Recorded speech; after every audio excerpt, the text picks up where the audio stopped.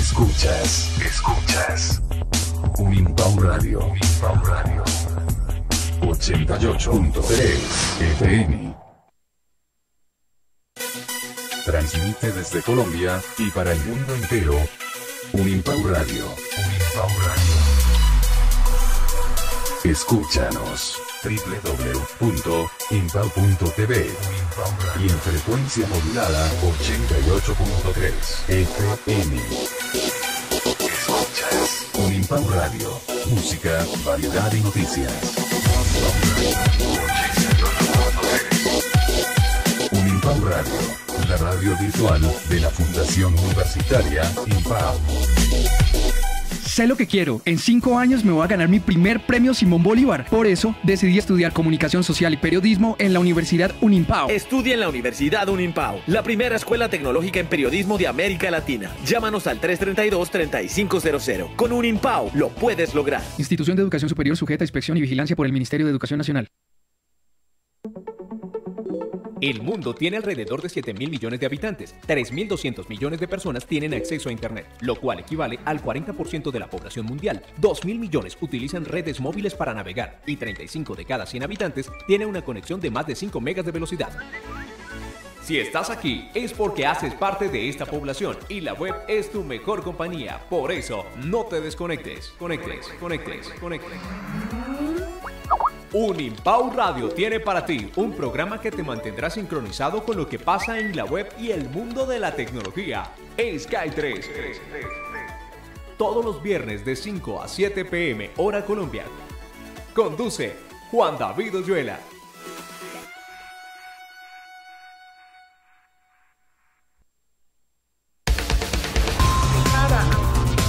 De cara a entrevistas, trivias, notas, datos curiosos, experiencias, cultura y mucho más. Solo en De Cara al Mundo. Escúchanos a través de Unimpau Radio cada 15 días, los miércoles de 3 a 4 de la tarde.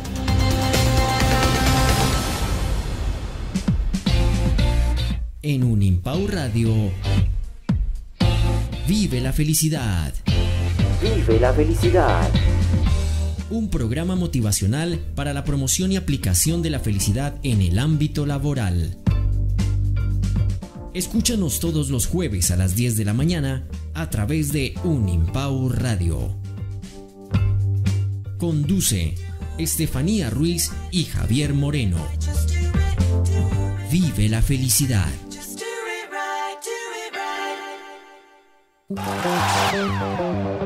La Cigarra, tu punto de encuentro. El espacio donde escucharás a tus artistas favoritos y nuevos talentos de todos los géneros musicales, con reportajes, crónicas y entrevistas. En La Cigarra hablaremos con invitados de temas culturales, económicos, educativos y te informaremos sobre actividades y datos curiosos para que te programes con los planes que tiene tu ciudad. Conéctate todos los miércoles de 4 a 6 de la tarde, con repetición los sábados por la señal de Unimpau Radio. Síguenos por nuestras redes sociales como La Cigarra Online en Twitter, Facebook, Instagram y YouTube. Escríbenos a lacigarraonline@gmail.com. La Cigarra, tu punto de encuentro. Dirige Edison Fonseca.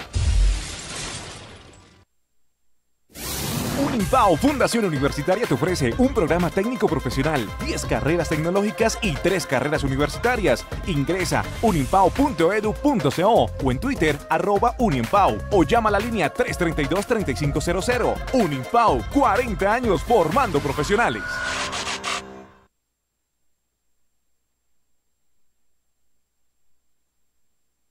Escuchas. Unimpau Radio.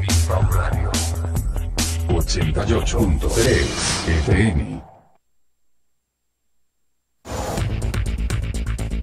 From Bogota, this is Dispatch Colombia. I'm Desmond Bastide with the latest news and views from across the country for audiences around the world. Dispatch Colombia. You're listening to Dispatch Colombia.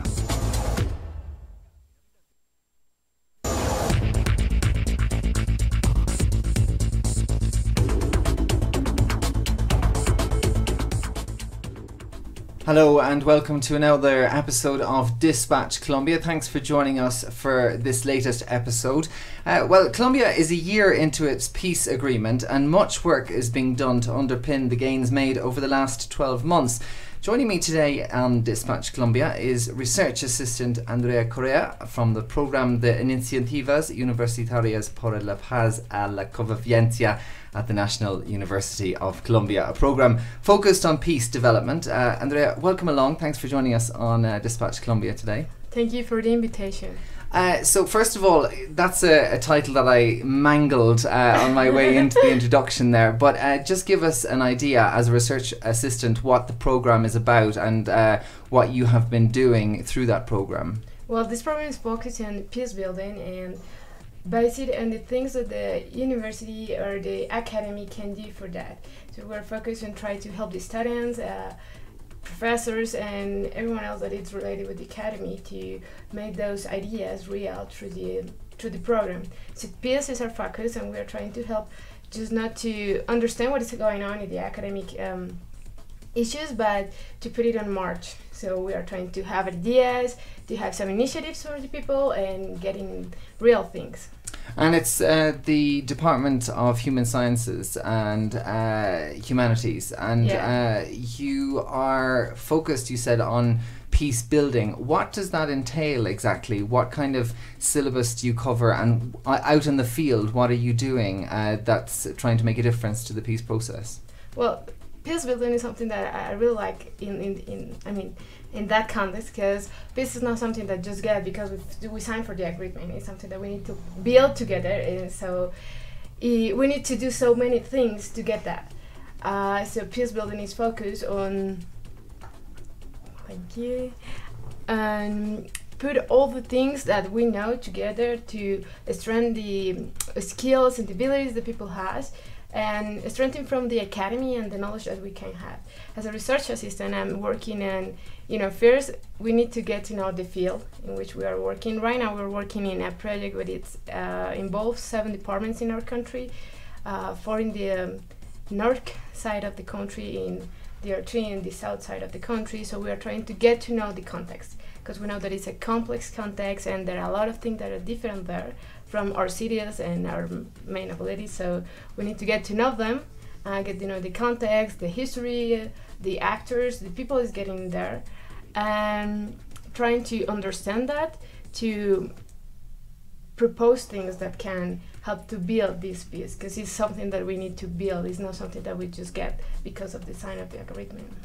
You said 7 departments. From your research so far, what are the main differences in the different areas that you're coming across, and the real obstacles that you're facing when it comes to trying to secure peace in these areas? Well, it's something that it's pretty interesting, because we have these 7 departments in our country that are completely different from to each other, and I think the conflict has so many different consequences in every single side. Just to explain to listeners, the departments are like what we'd have maybe counties or mini states within Colombia. And it's like a mini states, you got it. It's like it's a little bit bigger than a county, so it's like a small state. It's not that big as a state, but it's far close from a state. So the conflict has so many consequences in every single area of our country.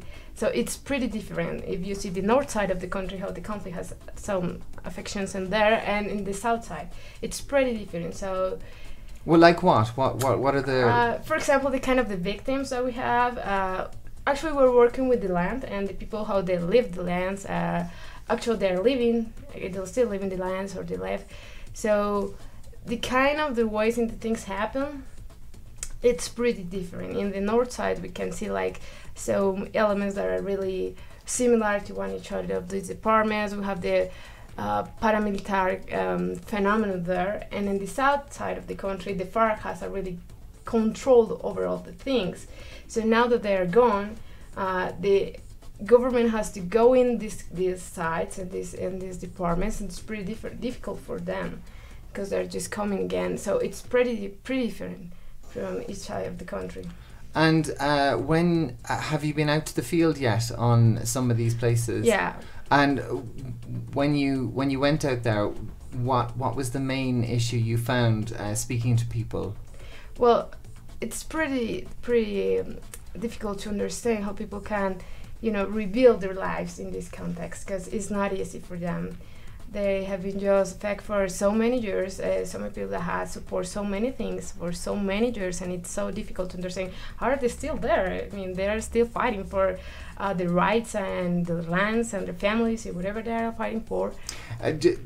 There's some people fighting for lands, but when it comes to, say, the indigenous people in some of these areas, is the conflict mainly between indigenous people and other people, or is it so complex? There's many different layers. There's so many different layers on this conflict with indigenous peoples. We have this. Well, it's something that it's so complex. We have, the law and the rules in our country. In so many ways, the rules in our country are kind of contradictory so many times. So for indigenous people, we have some special jurisdictions and things like that, special for them, and it's like they can handle so many things. But we have the law for the rest of the country and the rest of the people, and there are so many times in which those things are fighting. Actually, the indigenous people have been fighting against the FARC and the guerrilla and all these things that are common for conflict, but it's like so many layers on that, as you said. And when it comes to the university and the research and the work that's going on there, how do you manage to get your research put into practice? Well, it's something interesting, because actually we're working with 5 more universities in the areas, and that's a pretty good way to enter to the territories and in the field, because they do know the field, they do know the territories, and they know what's going on there. So working with them, it's been a possibility to understand in a better way the context of these territories. So we have 5 more universities that are focused on the practice work in the research, so they can help us to have a very good interaction with the people in the field. So the other universities that you're working with, are they feeding in the information that they're doing back to you, and you're then collating it all and putting it together for a report? Actually, it's a process that we're doing together. So we start just getting to know the territories and like picking out the universities that could help us. So we find these 5 universities, actually also 5 public universities in the areas. They have been working with the company for so many years. So when we get there, we're just working together. It's something more, I think, like a cycle. We have this research project, and we're working with them. So we meet it with them, and what they're saying, like, this is what we want to do. What else can we do together? So they are feeding us, and we are feeding them. It's like we all feeding together, and it's something like more cycle.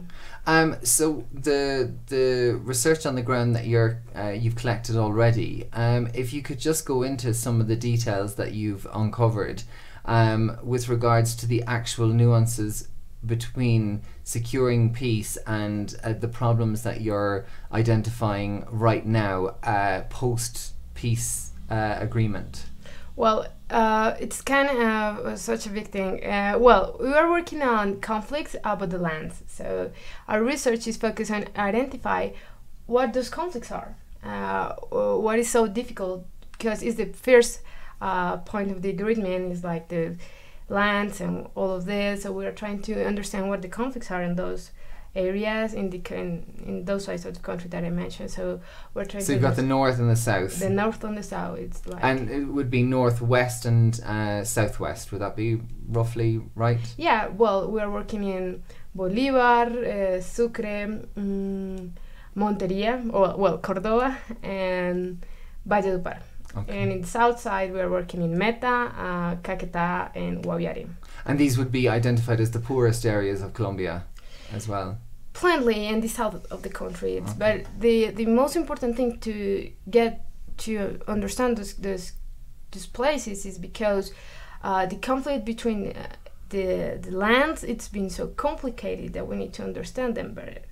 So that's why we are there, because there are a lot of conflicts about the lands that we need to understand and to, try to help to solve it. So And like those conflicts, I know it's a big question, but if you could just give a snapshot to people that just don't understand, you know, you say land conflicts can mean many things.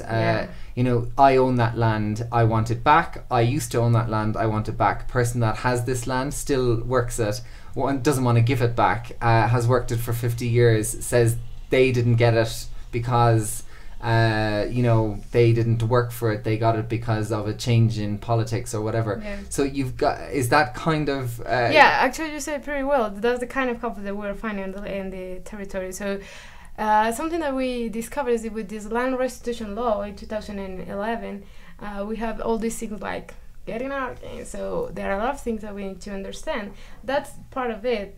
This is my land, but I have no, you know, I have no documents that said that it's mine. So what can I do?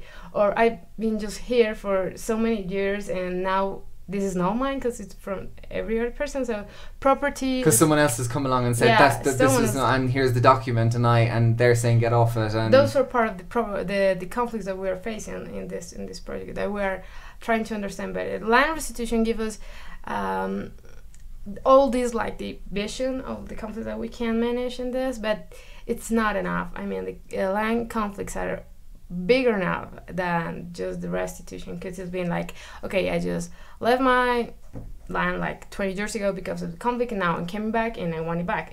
So this is part of it, but there are second, I don't know, in Spanish we call it segundos ocupantes. It means that there's another person in my land, and actually is just working there, is not doing like nothing wrong, but that's a part of the conflict too. And we have this environmental conflict also, because we have places in our country that are protected by the law, by the environmental law and everything.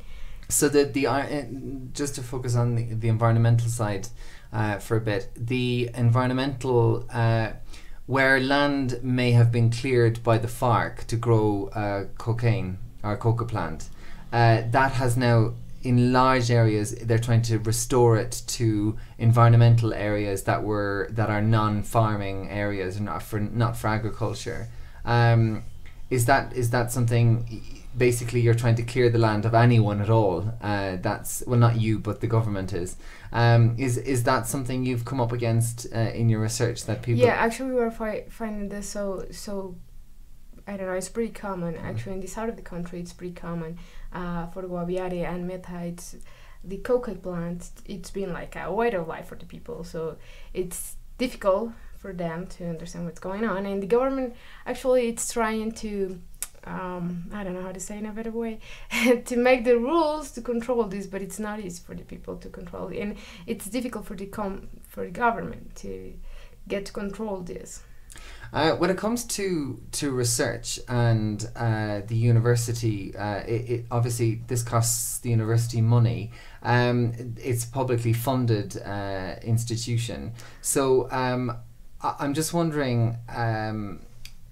Is there conflict of interest sometimes that can come with the research that you're expecting? Yeah, it could be, but actually we are being sponsored by Sri Lanka Cooperation. That's the reason, because it's not. We are a team, like it's working in the university. We are running by this program and the human science faculty and all this, but we are being sponsored by the Sri Lanka Cooperation for so many years. I think this is the last year of this, but. For so many years we have been. So explain who are these? This Sri Lanka Corporation? Yeah, you say? Sri Lanka Cooperation. And cooperation. Sri Lanka Cooperation. And is this an NGO? Well, I think so. It's like the humanitarian help that Switzerland government gives to all the world. Okay, I see. And so they're continuing their sponsorship of this, or did you say it's finishing next year? Well, this project has been working for this, and it's going to be work for 2 years. 2 more years. And the sponsorship will work for the next 2 years. Okay, very good. And the research that was being done, obviously, before the peace, has that had an impact on the actual peace agreement itself from the work that was carried out before the peace agreement was signed? Well, this project has been working for at least 6 years in so many stages. This is the last stage of all this, and this stage is post-agreement, so that's the difference between it. But while we are working, and the pre-agreement stages, actually we are working for something that we wanted to reach out, like the PS. So it like, I don't know how to say, but it might direct our opinions and our directions to get to that point. It's a difficult question for you to answer, but if you were to say in 2 or 3 years, what do you expect the peace process to look like in 2 or 3 years from the analysis of your own research and the meeting of people in these areas and stuff? Because there's a lot of skeptics out there that this peace process can work. Where do you go on that one? Well, you say there are a lot of skeptics about this, and we are trying to strengthen skills and abilities in people and the government, people in the territories, to help them solve the conflicts they are facing. So we know that there are a lot of mechanisms and methods to do it. So we're trying to understand the conflict and understand the context to put all those methods and mechanisms in run. So in 2 or 3 years, I hope we could get a better understanding of the context of the war and what happened in all those years of war. It is hard to say that if the agreement will be running in like 2 or 3 years, because it's been planned for 15 years to get to, apply all things that it's mandatory, that are mandatory in the agreement. You mean it's 15 years until the full effects of the agreement will come to fruition? Yeah. So it's a long, it's not going to be 3 years, it's 15 years. Yeah, that's what the agreement says. We need at least 15 years to put this on march. And right now there are a lot of things that are like running. Actually, Kroc Institute for Peace Studies, they just published... Krakow, did you say? Kroc Institute. Kroc Institute. For Peace Studies. They just... the report says that we are in a 45% or implementation of the agreement. Okay.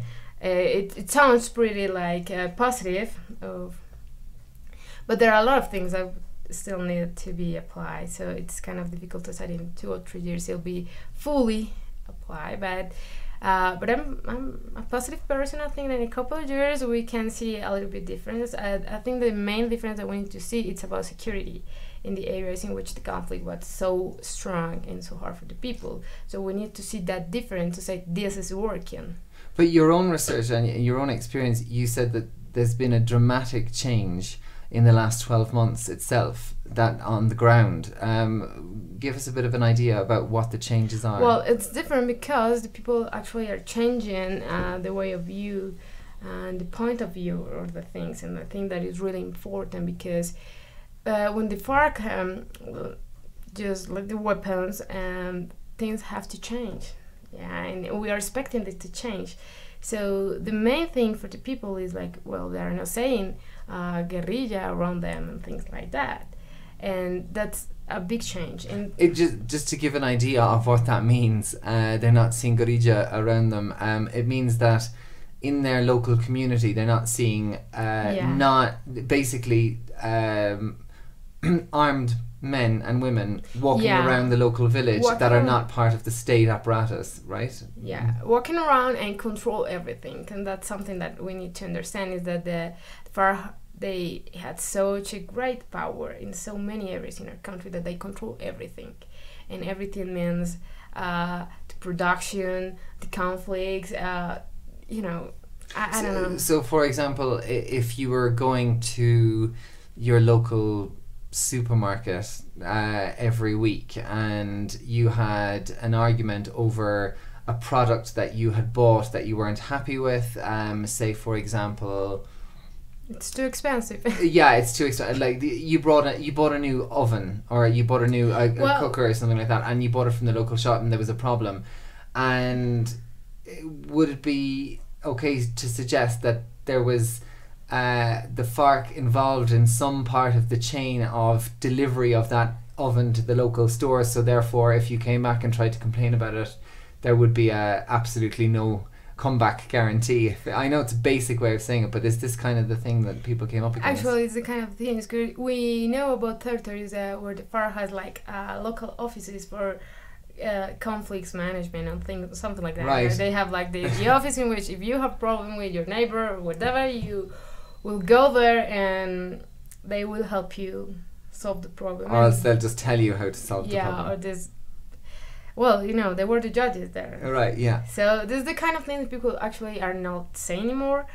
But so the office has just, I mean, the peace agreement was signed last year, and these offices, all this stuff, just completely evaporated. Yeah, this is what actually happened in so many areas in our country. But we know about territories, and actually there are small groups that are not part of this agreement or demobilization process. So we actually have this tension between them. I think that they're trying to move in to where the FARC was. Yeah, so it's kind of complicated for some people. For example, Guaviare, it's such a tent. It's so a difficult territory because of it. Because Frente Primero actually wasn't part of the demobilization process in the past, so they're still like trying to control it as it was. And for that vacuum that has been left, and with these other smaller groups moving in, is there a possibility that they'll develop into, something like the FARC, and reignite the problems that were there before? Well, it's hard to say if they could build something like similar to the FARC. The FARC has been a process so long. I mean, 1964 was the first time they were like a group has an armed force, and they have this structure that it's pretty clear. I mean, they'll just have the small groups in columns and whatever, and it's a big structure to imitate in a few years. I think it's difficult because the eyes of all the world are actually looking to Colombia and saying like, you've signed for the peace, so we need to apply it. So for me, it's difficult to get to this movement again. But we have this new voice of the violence. Some people kind of call it like neo-paramilitarism. Okay. And it's something that we need to face. We need to understand that it's something new, something different. It hasn't the strong that the FARC or actually paramilitaries has in the past. But it's something that it actually exists, and we need to face it. And finally, before we finish up, the government, there's a president election coming soon, and there's many different views being thrown around at the moment.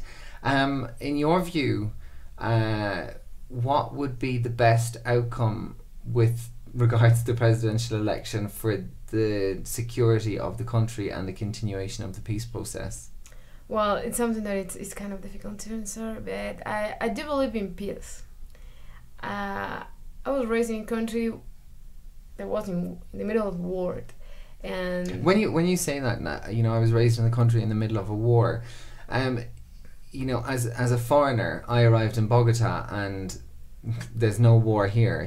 There's no war here, and there's no sign of war anywhere apart from the many people you see walking around with missing limbs. Now that is something that I possibly, for questionably, have connected to the conflict, whether correct or not, whether they were involved in an accident in a machine or something. But that was my instinct tells me that a lot of these people have been injured one way or the other in regards to conflict, who are walking around with missing limbs. Hands and legs is mostly what you see. But you go outside Bogota for maybe 2 hours, and there's nothing. And then I haven't been to many of the areas that you have spoken about, and it's very hard to identify when someone has asked me, but wasn't there a war there a year ago? What's the and I'm like, well, you don't really notice, but that's not the case, really, is it? You go out to different places in the country, and I've been living in so many different departments in our country, so I know a little bit of the geography of our country. A beautiful country, because actually I love Colombia. It has a rural place, and the nature and biodiversity. It's something that I really appreciate. I'm not a victim myself. I didn't suffer like I wasn't like kidnapped or nothing like that, but I've been living in so many areas in our country in which you can see something different. And I've been living in main cities too. So yeah, the difference is clear. Here you can like notice about what's going on in the rest of the country. But if you like go out and you just, I don't know, keep yourself a couple of weeks in another place, you can see the differences. So that's what I said, that I've been raised in a war. Well, I mean, one of the first people I met coming to Colombia, she revealed to me after a couple of weeks of knowing her that her father had been killed by paramilitaries, and you don't obviously speak to someone that has something to say to that every day, because people get on with their lives, and but there's many people that have been displaced in this country. It's the highest amount of displaced people in the world, after Syria, I think, or Sudan. And I think obviously you don't hear those stories, so you think, well, their people aren't driving around in military trucks, and it doesn't look like we're in the middle of a war or just after a post-war kind of. Even like Ireland, where in Northern Ireland you had a huge presence from the military from the UK around Northern Ireland. That is not as, you go out to different areas and smaller pueblos or towns, and barrios, and you can see maybe some military presence, but not a really I suppose obvious one. But it's really, when you're talking about living in different areas, what exactly are you talking about when you can experience, or is it just talking to people and hearing their stories? That's a big part, like talking to people, hearing their stories. I live in some departments that are like far from the Bogota, so the military presence is different. And actually, I'm not a person that grew up on the field, but I was actually in the main cities, but it's different. The military presence, the people around it, it's a little bit complicated, because you know things that actually nobody says, but you know that there are things happening. So you know that, for example, that neighbor, he's paramilitar or something like that. So everyone knows their place in the town, like they don't talk to them because they were part of this, and we stick with our group of people in this area of the town, and they don't communicate, and that's been the way because everyone knows that everyone has their place in the town, and if you don't want hassle or drama, you stay away from each other. Stay away, keep safe. It's something that it's hard to understand, but when we're talking about socializing in those communities, it's not easy for the people. And it's not easy if you know things that you can face because there's no government presence here, and you feel completely insecure, and you need to keep safe and keep safe your family and your kids or whatever. And I guess this, in the research that you're doing and the help you're trying to get to the peace agreement, it's these kind of things where you can say peace building, we're going to go in and we're going to peace build, so you're like, we're organizing something in the town square for the community to come to talk about the peace or whatever.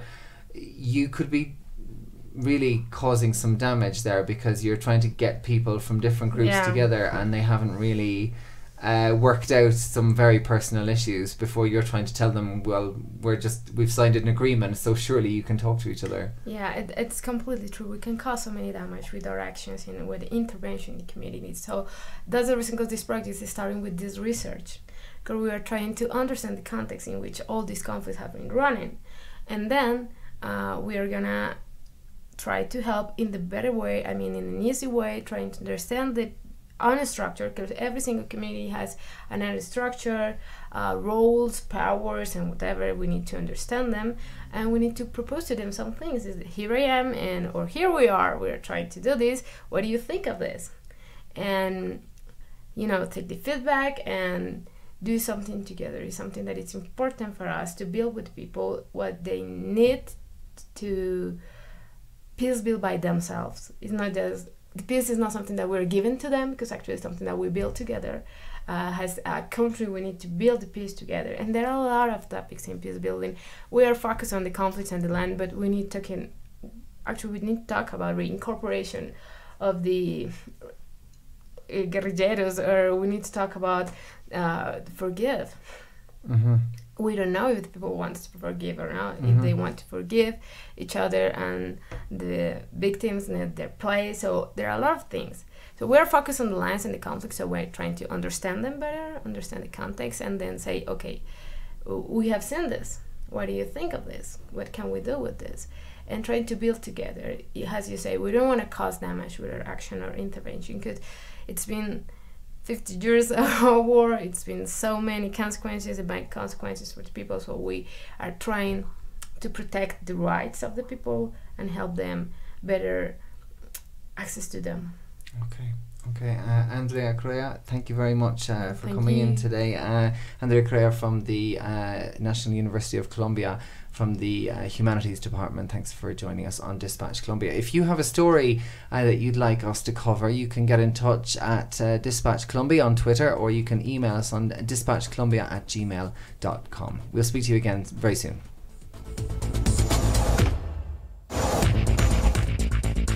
From Bogota, this is Dispatch Colombia.